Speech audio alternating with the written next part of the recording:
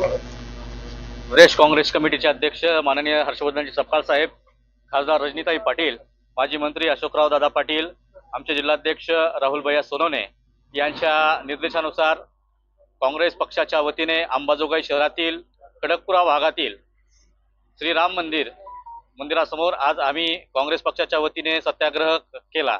याचं मूळ कारण आहे की या ठिकाणी ज्या भावनेने राम मंदिरास दान केलं होतं, जे मंदिर बांधावं म्हणून सर्व समाजानं सर्व धर्माने एक रूपानं आपल्या घासातला घास त्या ठिकाणी मंदिरासाठी दान केला होता, ते दान आज चोरीला गेलेलं दिसतंय।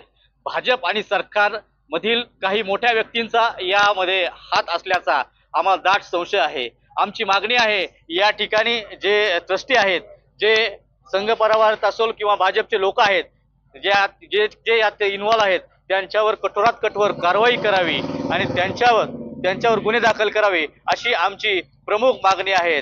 या ठिकाणी गेले अनेक वर्ष हा प्रश्न यांनी भाजपवाल्यांनी मुद्दा उपस्थित केला होता। राम मंदिराचा एक अस्मिता त्यांनी बनवली होती। यावर अनेक वर्ष त्यांनी राजकारण केलं। या राजकारणाच्या माध्यमातून जाती धर्मात तेढ निर्माण करण्याचं काम या भाजप सरकारने केलं आणि ज्यावेळेस अस्तित्वात हे मंदिर आलं, या मंदिरासाठी दान धर्म लोकांनी प्रचंड प्रमाणात केलं। अब्जावधीचा निधी या ठिकाणी देण्यात आला आणि याच निधीवर त्यांनी अखेर डल्ला मारला। हा डल्ला कशासाठी? स्वतःचे खिसे भरण्यासाठी, स्वतःचे पोट भरण्यासाठी हा त्यांनी मानला आहे। आपण पाहतोय गेले अनेक वर्ष सातत्याने ते मतपेटीच्या माध्यमातून ईव्हीएमच्या माध्यमातून मत चोरी करतायत।